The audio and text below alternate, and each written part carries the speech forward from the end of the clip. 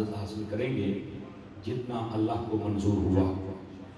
میں آپ کی خدمت میں گزارش کروں گا آپ توجہ رکھیں گے تاکہ بات کرنے اور سننے اور سمجھنے میں ہم سب کو مزہ بھی آئے، سرور بھی آئے اور لطف بھی آئے۔ آپ توجہ رکھیں گے تو انشاءاللہ بہت کچھ ہم یہاں سے سیکھ کر جائیں گے۔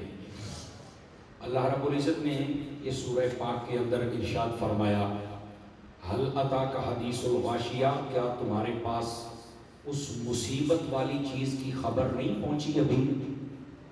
وجوہ یومئذ خاشیہ، اور وہ جب مصیبت والی چیز آئے گی تو بہت سارے لوگ ان کے چہرے ذلیل ہو جائیں گے، یعنی وہ اپنے چہروں سے پہچانے جائیں گے کہ یہ ہیں وہ ذلیل و رسوا ہونے والے لوگ۔ اور اس کے بعد فرمایا عاملۃ ناصبہ، وہ کام بھی کریں گے اور مشقت بھی انہیں بہت زیادہ ہوگی۔ اور پھر فرمایا تصلیٰ نارا حامیہ، فرمایا ان کو پھر آگ میں ڈالا جائے گا، اور آگ بھی ایسی کہ جو قابل برداشت نہ ہوگی، ہر طرف سے گھیرنے والی ہوگی۔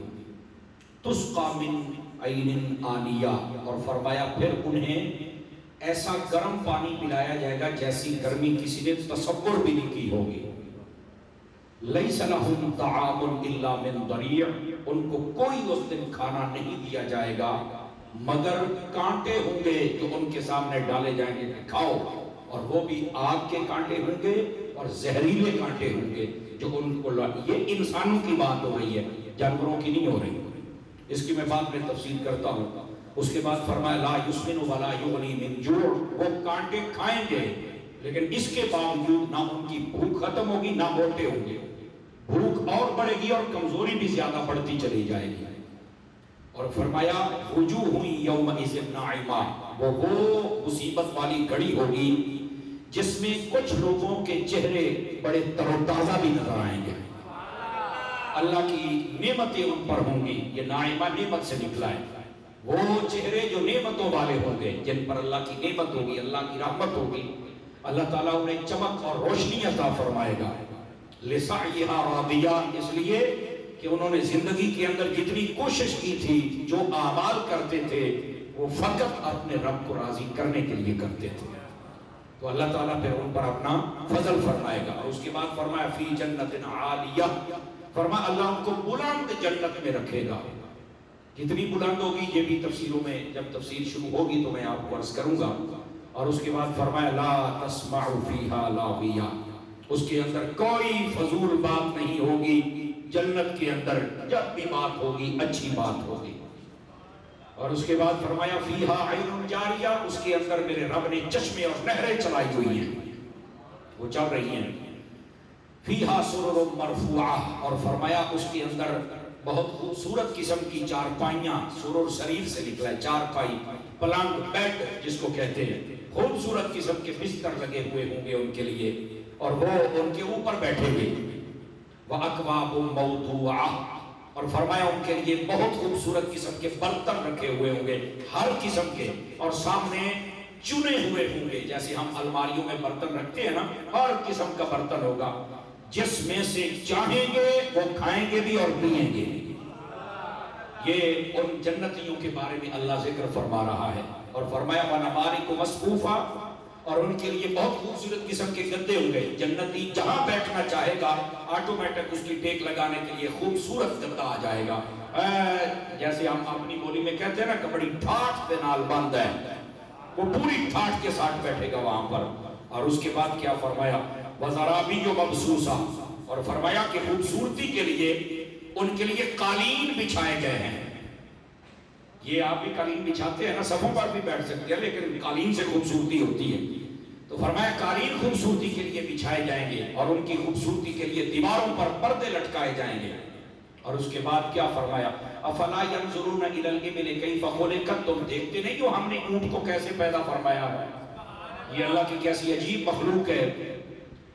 اور اس کے بعد وَإِلَى السَّمَاءِ كَيْفَ رُفِعَتْ، اور فرمایا ہم نے آسمان کو کیسے بلند کیا، تم دیکھتے نہیں ہو، دیکھو ہم نے اونٹ کو کیسے پیدا کیا اور آسمان کو ہم نے کیسے بلند فرمایا۔ وَإِلَى الْجِبَالِ كَيْفَ نُصِبَتْ، اور تم دیکھتے نہیں ہو ہم نے پہاڑوں کو کیسے برقرار رکھا ہوا ہے، نہ دائیں ہوتے ہیں نہ بائیں ہوتے ہیں، نہ آگے گرتے ہیں نہ پیچھے گرتے ہیں، نہ زمین میں دھنستے ہیں، جہاں کھڑے ہیں کھڑے ہیں۔ فرمایا یہ پہاڑوں کو بھی ہم نے جمایا ہوا ہے، یہ اللہ نے اپنی قدرت کی جانب ذکر فرمایا۔ اور اس کے بعد فرمایا وَإِلَى الْأَرْضِ كَيْفَ سُطِحَتْ، ہم نے تمہارے لیے کتنی پیاری زمین بچھا دیا کہ جس کے اوپر تم چل رہے۔ اگر اللہ اس زمین کو نہ بچھاتا تو تم کیسے چل سکتے تھے؟ اور پھر فرمایا فَذَكِّرْ إِنَّمَا أَنْتَ مُذَكِّرْ، اے محبوب آپ نے فقط ان کو سمجھانا ہے، آپ کے ذمہ سمجھانا ہے، نصیحت کرنا ہے۔ لَسْتَ عَلَيْهِمْ بِمُسَيْطِرٍ، آپ ان پر جبر نہیں کریں گے۔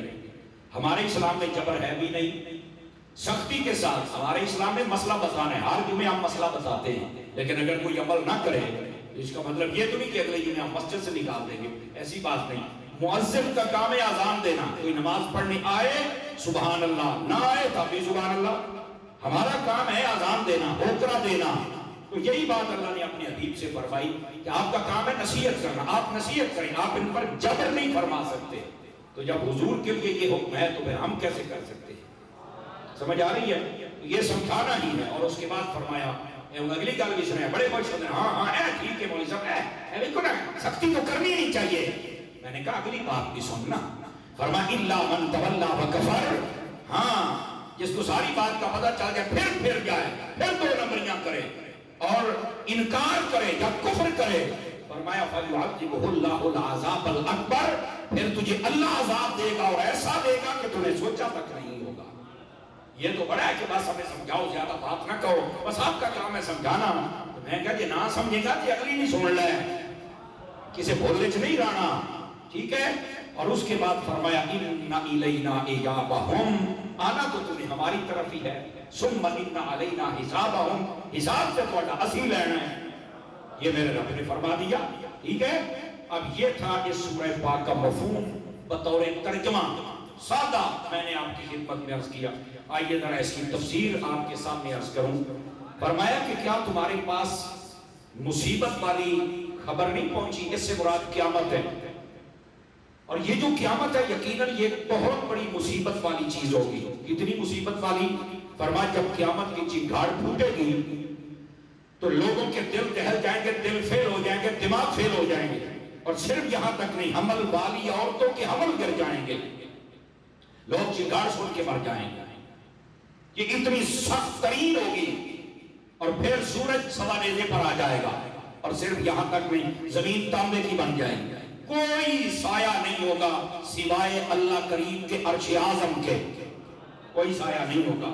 اور وہ کس کو ملے گا؟ پچھلے جمعے میں نے تفصیل کے ساتھ عرض کیا ہے، عدل کرنے والے بادشاہ کو ملے گا، مسجد کے ساتھ دوستی رکھنے والے کو ملے گا، ماں باپ کی خدمت کرنے والے کو ملے گا، جوانی میں عبادت کرنے والے کو ملے گا۔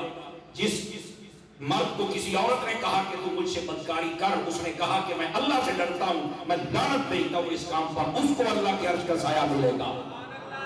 سمجھ آ رہی ہے؟ یہ تفصیل کے ساتھ میں نے آپ کا جمعۃ المبارک میں عرض کیا تھا۔ تو یہ قیامت کا جو دن ہے یقیناً یہ ایک بہت بڑی مصیبت والی، گھبراہٹ والی خبر ہے۔ اور یقین فرمائیے اگر آپ قرآن مجید برہان رشید پڑھیں تو پھر آپ پہ واضح ہوگا کہ یہ کتنی مصیبت والی چیز ہے، مگر بچے گا کون؟ جو اللہ کا کامل بندہ ہے۔ حدیث شریف میں ہے قیامت والا دن، اور قرآن مجید اگر پڑھ لیں 50,000 سنہ کے لفظ ہیں، مقدارہ 50,000 سنہ، 50,000 سالوں کا ایک دن ہوگا۔ لیکن فرمایا جو اللہ کے نیک بندے ہوئے ان کے لیے کیسے گزرے گا؟ فرمایا ان کے لیے ایسے گزرے گا جیسے عصر سے مغرب کا ٹائم ہوتا ہے، صرف اتنا وقت۔ وہ کہیں گے اے دن گزر بھی گیا ہے، ان کو پتہ ہی نہیں چلے گا۔ سمجھ آ رہی؟ اور بعضوں کے لیے یہاں تک فرمایا گیا کہ جیسے وہ عصر کی نماز پڑھتے ہیں، یہ عصر کی نماز ساری نمازوں میں ہلکی پھلکی نماز ہوتی ہے، ٹھیک ہے؟ تو اس کی تو پہلی سنت بھی غیر مؤکدہ ہے نا، مؤکدہ نہیں ہے، اگر نہ بھی پڑھو تو گزارا چلتا ہے، ٹھیک ہے؟ تو فرمایا کہ یہ ہلکی پھلکی نماز اور بندہ بڑی جلدی پڑھ لیتا ہے، تو قیامت والا دن اتنی جلدی گزر جائے گا۔ اور بعض روایات کے مطابق 2 رکعتیں پڑھے گا نفل، جتنی دیر میں ختم کرتا ہے نیک بندوں کے لیے قیامت کا دن سارا ختم ہو جائے گا۔ آواز بہت کمزوروں والی ہے آپ حضرات کی۔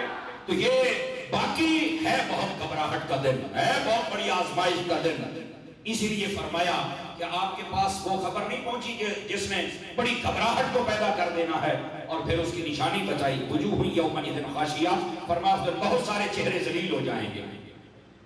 اب یہ جو چہرے ہیں قیامت والے دن، اگر آپ چوتھا پارہ پڑھیں تو اس کی ابتدا کے اندر یہ بات موجود ہے، ابتدائی 3 رکوع پڑھنے آپ کو مل جائے گا۔